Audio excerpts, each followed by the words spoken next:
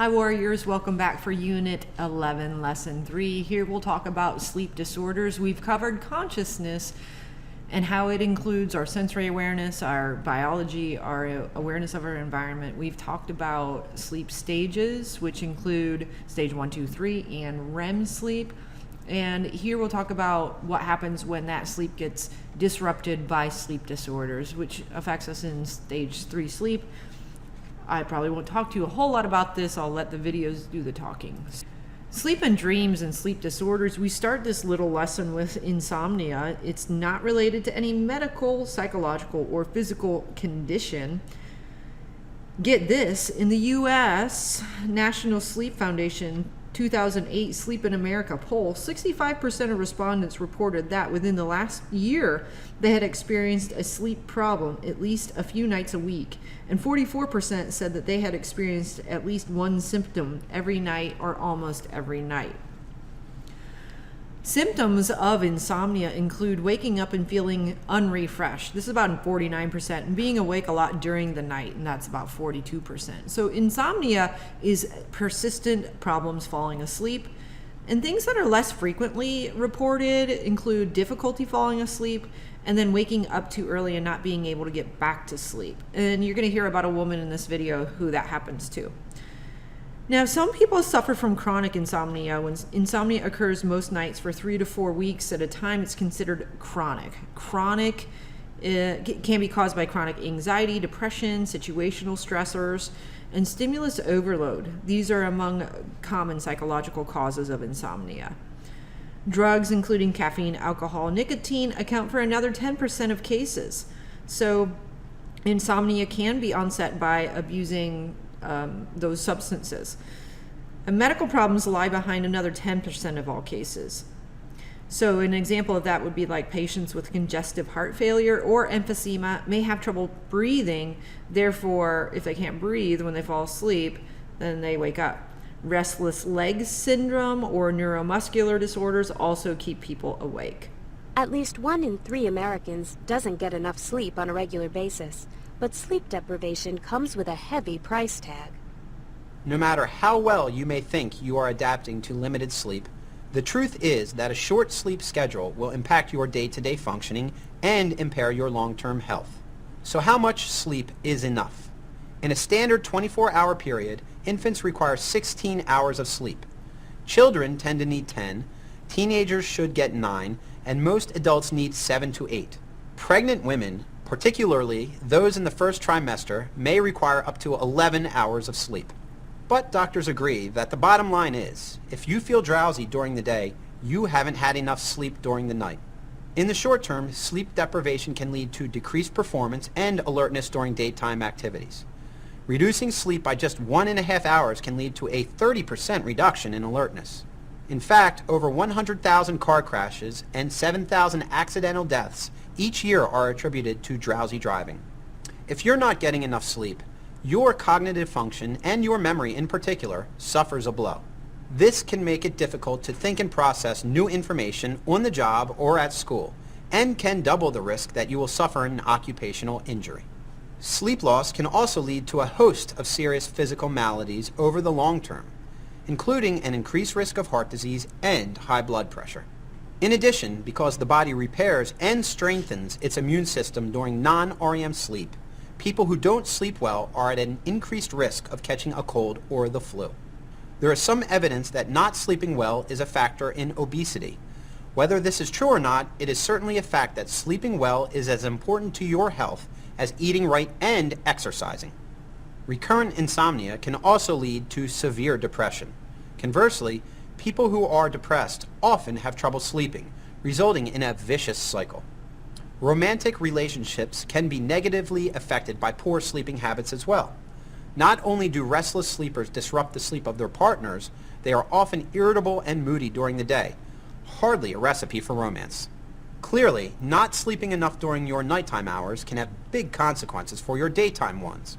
Because a host of factors can contribute to sleep loss, talk to your doctor about what may be causing your insomnia. So clearly, being without sleep is detrimental to your health. Now, if you go for one night without a sleep, this does not mean that you have insomnia, but if you go weeks where that happens frequently, then there may be reason to see a doctor about that. We all suffer from sleepless nights occasionally, but when it continues, kind of like anxiety and depression, if it continues for long term, then there's reason to see a doctor. Next is narcolepsy, also characterized by sudden sleep attacks. So narcolepsy is you feel sleepy all the time. People with narcolepsy sometimes fall asleep without realizing it. This disorder afflicts 1 in 2,000 people, so it's pretty rare. Typically, its victims do not realize their sleepiness as a sign of a disease and thus don't consult a physician. They may be diagnosed a full 10 to 15 years after the symptoms first appear. William Dement, which is a name that you're going to hear some more, reports the case of a woman with narcolepsy who once fell asleep 20 feet underwater while scuba diving, and another of a fireman who had an attack while climbing a ladder to a burning building. Falling asleep in the middle of lovemaking is not unusual for people with narcolepsy.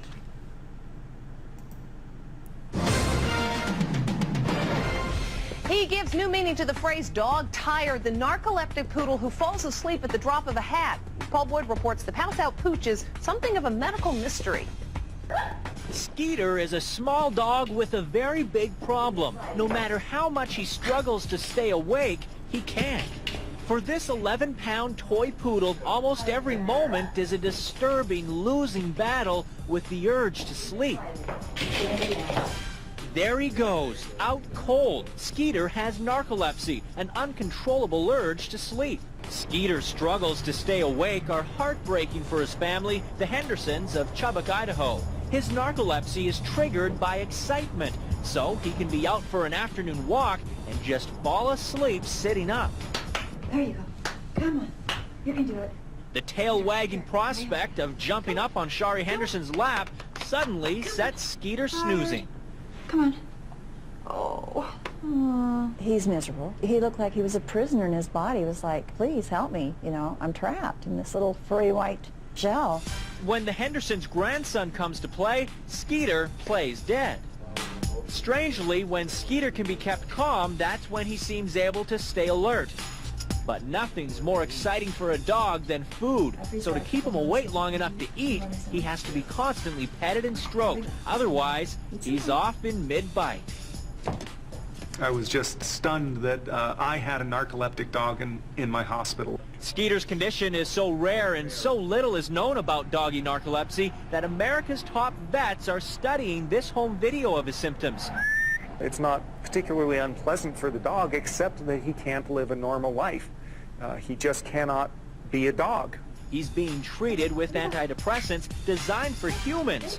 But so far, well, watch for yourself.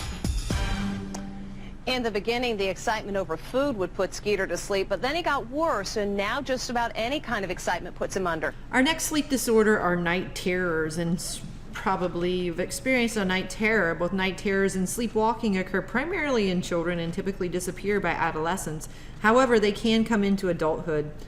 Parents who worry about psychological significance of episodes probably suffer more than their children, who typically wake up the next morning unaware that anything unusual has happened.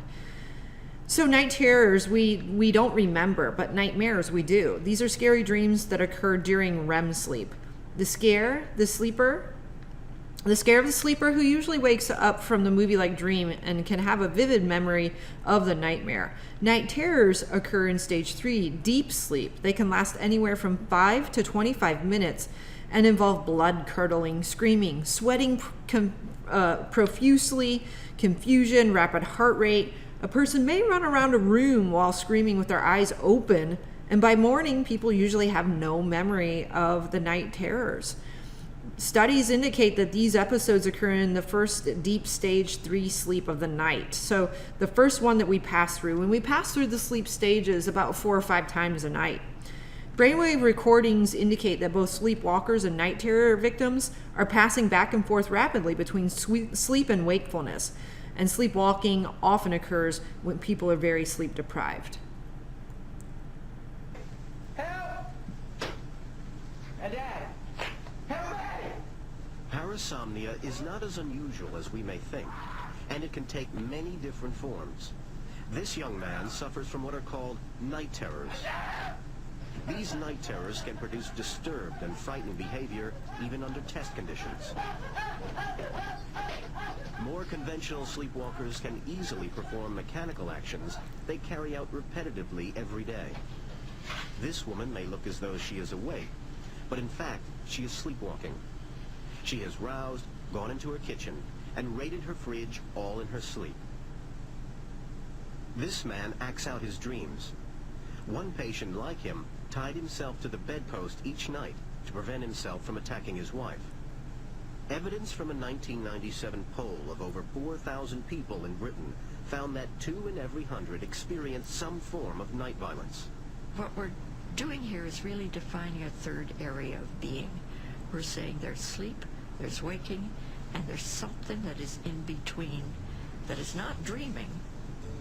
You know, this is a state in which there is awake-looking behavior, but it's not fully awake. Oh, wait. No, don't do that.